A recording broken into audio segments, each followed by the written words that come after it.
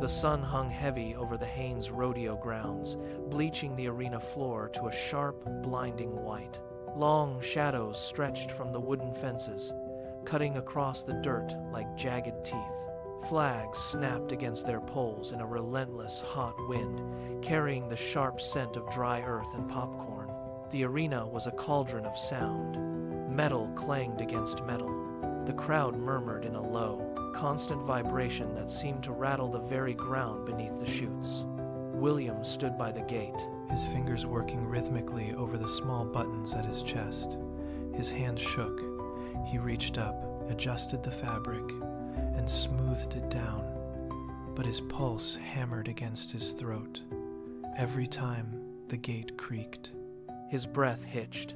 He scanned the arena floor, the vast open space feeling like an impossible distance. He looked toward the chute, his jaw set, trying to ground his feet into the hard-packed dirt. He was small. The arena was vast, and the silence he kept inside was at war with the roar of the crowd. He took a shallow breath, wiped his palms against his legs, and leaned his shoulder against the cold. Iron bars of the gate, waiting for the call that would force him into the center of the storm. At his heels, the air felt different. Chewy was a blur of motion, spinning in tight, frantic circles that kicked up tiny puffs of dust around William's boots. The dog's tail whipped through the air, a white streak against the dark earth. He did not bark. He simply moved, pacing the small patch of ground with a relentless, driving energy. Beside them, Bubbles maintained a rigid, rhythmic cadence.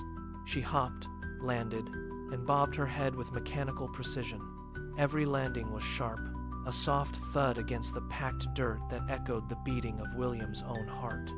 The scent of the rodeo, the stale popcorn, the heat-baked straw, and the dry grit of the arena clung to the air. But the presence of the two animals carved out a small, silent sanctuary at the edge of the gate.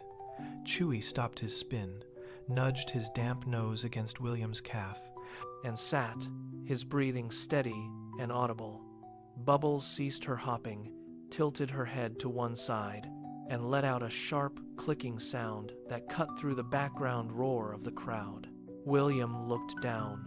The frantic energy of the arena seemed to press against them, but the steady, grounded warmth of the dog and the rhythmic vigilance of the bird held him in place, anchoring him to the earth.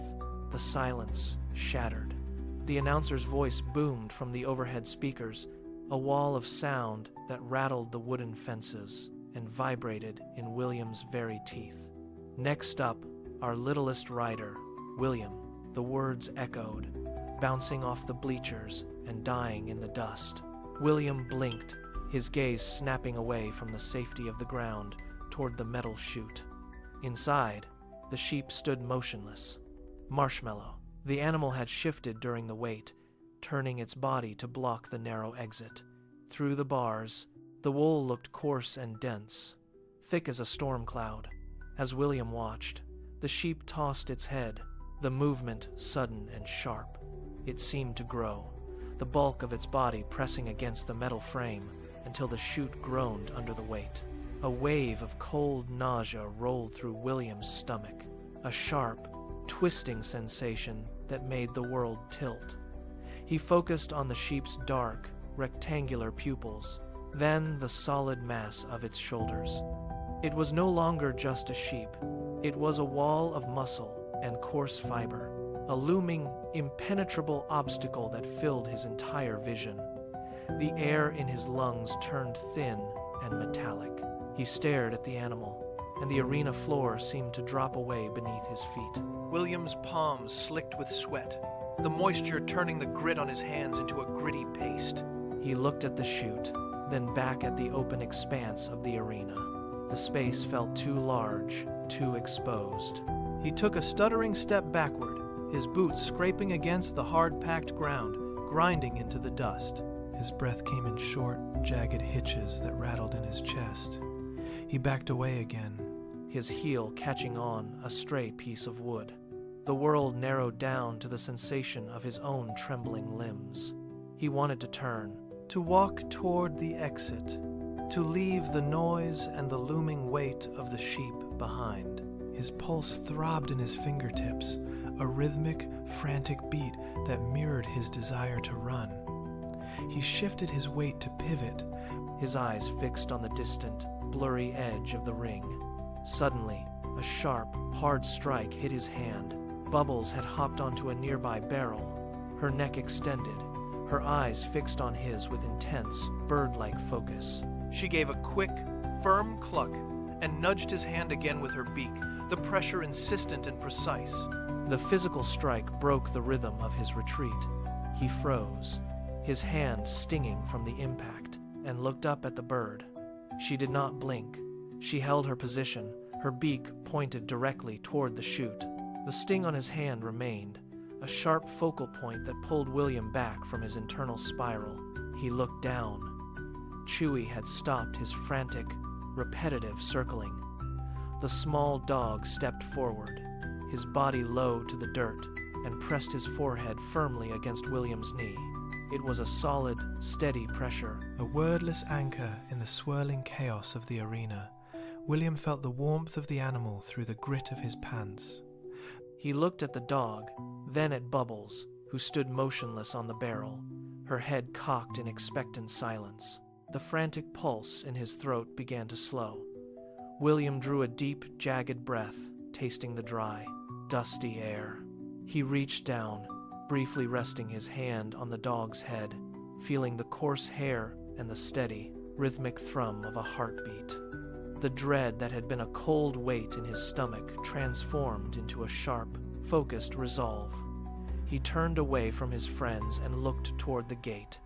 His movements became deliberate, stripped of the earlier hesitation. He stepped into the chute, the wood rough against his shoulder. He reached out, fingers digging into the thick, matted wool on the sheep's back. He hauled himself up, his boots finding purchase on the chute floor. He settled his weight, locked his grip, and prepared for the release. The heavy metal latch clicked, a sharp, metallic sound that cut through the roar of the crowd. Then, the gate swung wide, clanging against the wooden post with a force that rattled the entire structure. Marshmallow did not wait. The animal exploded forward, a sudden burst of pure, unchecked power that caught William entirely off guard. The ground beneath the sheep's hooves disappeared in a frantic spray of dirt and dry earth. The sudden jolt of the movement snapped William's head back, his weight thrown violently against the animal's thick, matted coat. His grip tightened instinctively, fingers digging deep into the wool as he struggled to find his balance. The sheer momentum of the launch caught his hat, lifting it cleanly from his head and sending it tumbling into the dust behind them. The arena opened up, a wide, sun-drenched expanse that rushed toward them in a blur of gold and brown. His heart surged into his throat, his adrenaline spiking as the world tilted and swayed with every powerful, uneven bounce of the sheep. He was no longer standing at the gate. He was moving, caught in the center of the arena's raw, kinetic energy, his body straining to hold on as the ride began in earnest. Dust filled the air, a thick, choking cloud that turned the sunlight into a hazy, golden blur. William pressed his face low against the animal's back, his eyes squinting to pierce the swirling grit. His knuckles were white, locked tight into the thick, coarse wool as the sheep surged and bucked beneath him.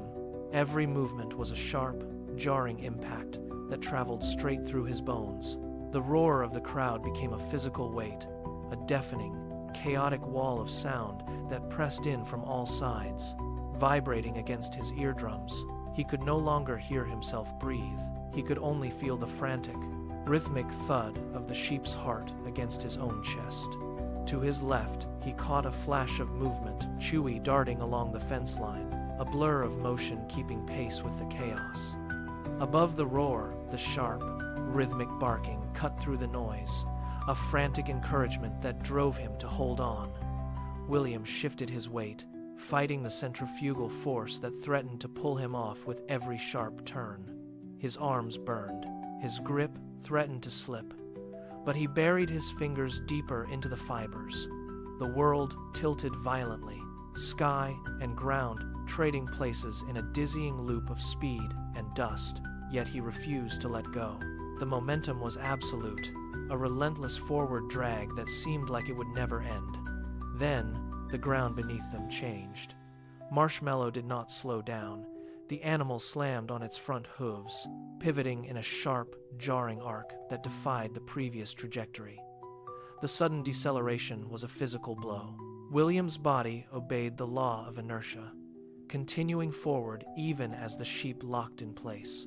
His fingers lost their purchase on the coarse fibers, sliding helplessly against the wool.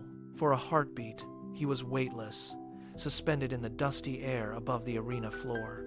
Then, gravity reclaimed him. He struck the hard-packed earth with a dull, heavy thud that knocked the breath from his lungs. Dust billowed up around him, a dry, gray curtain that obscured the view for a second. He lay still, the impact radiating through his joints. He gasped, forcing air back into his chest, and pushed his palms against the grit. His arms were trembling, his balance precarious, but he drove his heels into the dirt and hauled himself upright. He stood there, legs shaky and dirt clinging to his skin, swaying slightly as the roar of the crowd shifted from a blur of noise into distinct, sharp cheers. William stood in the center of the arena, his chest heaving as he fought to steady his legs. The grit of the track crunched under his boots. He reached up, swiping a thick layer of dust from his forehead, his skin stinging from the rapid friction of the fall. He felt the phantom vibration of the ride still humming in his limbs. Then, a blur of white fur streaked across the dirt.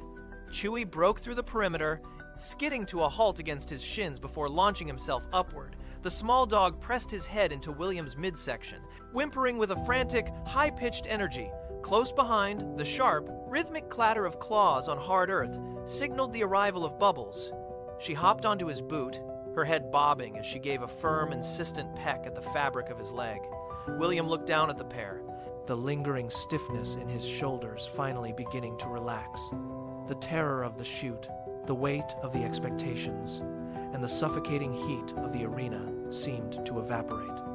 A wide, bright grin broke across his face, his eyes crinkling as he reached down to bury his hands in the soft fur. The relief was absolute, a clean, sharp pulse of joy that turned the exhaustion into something solid and real. William took a long, steadying breath, his lungs clear and his pulse rhythmic. He looked at the gate, then back toward the chute where the ride began. It looked smaller now, the distance shorter. The challenge stripped of its towering intimidation. He nodded, a sharp, singular movement of acknowledgement to himself. He turned away from the center, his stride lengthening. With every step toward the exit, the roar of the crowd faded into a rhythmic hum, leaving him focused on the path ahead. He felt the weight of the dirt on his skin, a souvenir of the ground he had just mastered. Chewy trotted at his heel, tail held high, while Bubbles kept pace with short, purposeful hops.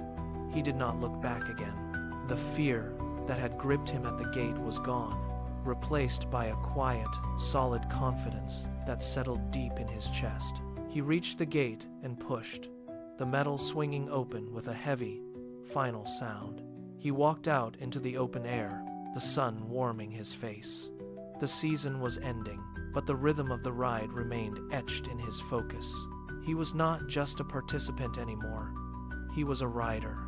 He was already planning the lines he would take, the balance he would hold, and the return to this arena when the next season arrived.